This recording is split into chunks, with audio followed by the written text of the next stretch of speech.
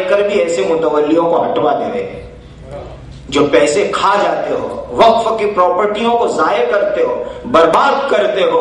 ایسوں کو کوئی حق نہیں پہنچتا کہ وہ متولی بن کر کے صرف عہدوں پر جمے رہے. اور سن لیجئے، میں صاف بات آپ سے عرض کروں گا، شرعی بات کہوں گا جو کہوں گا آپ سے. اگر آپ کو وقف کا نظام چلانے کے لیے، مسجد مدرسے کا نظام چلانے کے لیے جو شرعی مسائل ضروری ہے اور جو اس وقت کے گورنمنٹ کے قانون ہے وقف کے، اس کی جانکاری نہیں ہے اور آپ اس کے لائق نہیں کہ آپ اس کی جانکاری لے لیں، تو بالکل جائز نہیں کہ آپ متولی کے عہدے پر چمٹ کے رہے. رات ہونے سے پہلے، سورج ڈوبنے سے پہلے استعفا دے دے اور الگ ہو جائے. ہو کسی حال میں ان کو لیاقت نہیں کہ اس منصب پر چمٹ کر کے بیٹھے رہے، اس لیے کہ یہ شریعت کا معاملہ ہے، یہ کوئی معمولی کھیل کھلونا تھوڑا ہی ہے. اور یاد رکھ لو، ایک قصہ میں عبرت کے لیے سنایا کرتا ہوں حضرات، کسی مرنے والے کی بری بات کبھی کہنی نہیں چاہیے. ہمارے یہاں ایک آدمی کا انتقال ہو گیا ہے، اللہ ہم سب کو بری موت سے حفاظت میں رکھے. انتقال کے بعد اس کے پورے بدن کے اوپر کالا پن آ گیا ہے. انتقال ہوتے ہی اس کا بدن کالا ہو گیا ہے اور بدن کے اوپر ڈراؤنی چیزیں پھوڑی پھنسی جیسی نکلنے لگی. لوگ حیران تھے، بیچارے نے زندگی میں کیا گناہ کیا ہوگا کہ مرتے ہی یہ سزا شروع ہو گئی. سن لو کان کھول کر کے. اس کے بڑے بیٹے کو پوچھا گیا کہ آپ کے ابا جان سے ایسا کون سا گناہ ہوا تھا؟ تو اس کے بیٹے نے کہا کہ میرے ابا جان کا ایک گناہ ایسا ہے جس کے بارے میں مجھے یقین ہے کہ اس کی وجہ سے مرتے ہی میرے باپ کو عبرتناک سزا ہوئی ہے، اور وہ گناہ یہ کہ میرے ابا مسجد مدرسے کے متولی رہے اور پیسوں کے بارے میں انہوں نے کبھی احتیاط سے کام نہیں لیا.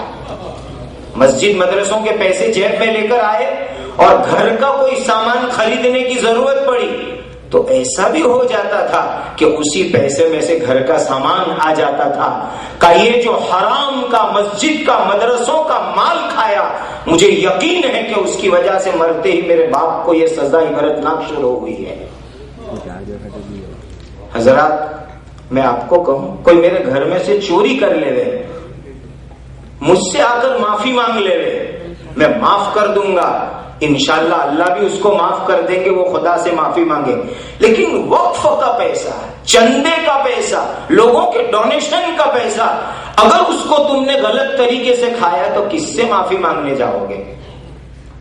پوری قوم سے کیسے معافی مانگو گے؟ اس کی معافی کی کیا شکل ہوگی؟ اسی لیے وقف کی پراپرٹی، وقف کا چندہ اور اس کی انکم کو ضائع اور برباد کرنے سے اپنے آپ کو بچاؤ، ورنہ دنیا میں رسوائی ہے، آخرت میں خطرناک سزا ہے. اور میں آپ سے آگے کہوں کہ حضرات یہ چند چھوٹی چھوٹی باتوں کو آپ ملحوظ رکھیں. آج جنرلی ہمارے یہاں مسجد مدرسوں کے اندر یہ چیزوں کا کوئی انتظام نہیں ہے، آڈٹ نہیں ہوتا ہے. پابندی سے آڈٹ کرواؤ. ٹرسٹوں کے ٹرسٹ ڈیڈ سلامت نہیں ہے، اس کو سامنے رکھو. اور جمعہ کو پیٹی کھولو، جمعہ کے بعد تو 2 آدمی کی حاضری میں کھولو تاکہ کسی کو شک نہ ہوئے کہ متولی صاحب. ایک جگہ کے بارے میں سنا یہی سورت شہر میں کہ جمعہ کا غلہ جیسے ہی آیا، متولی صاحب نے اس میں سے پیسے لے کر مسجد کے خادم صاحب کو کہا کہ مجھے بھوک بہت لگی ہے اور اب تک جو پراپرٹیاں ہماری رجسٹر نہیں ہے ان کو جلدی جلدی رجسٹر کرواؤ. یہ بھی بہت بڑی ذمہ داری ہے. اور یہ بھاڑا وغیرہ کے معاملے میں آپ سے کیا کہوں، ابھی آپ سن رہے تھے آج کتنے مدرسے مسجد ایسی ہے کہ اس کے کھیت لوگوں نے گھڑوں پر لیے ہیں، کھیڑنے کے لیے لیے ہیں، کھیتی کے لیے لیے ہیں، برسہاں برس کی گھڑوں مسجد مدرسے میں جمع نہیں کروائی، اور وہ یوں سمجھتا ہے کہ میں نمازی ہوں، میری نماز مجھے جنت میں لے جائے گی. قسم خدائے پاک کی مسجد کی گھڑوں ادا نہ کرے اور پھر وہ نمازی بن کے رہے گا، اللہ کی مغفرت نہیں ہوگی، اس کی خدا اس کی مغفرت نہیں کریں گے. اللہ تعالی ہم سب کو اپنی ذمہ داریوں کا احساس عطا فرمائے. اور اگر یہ ذمہ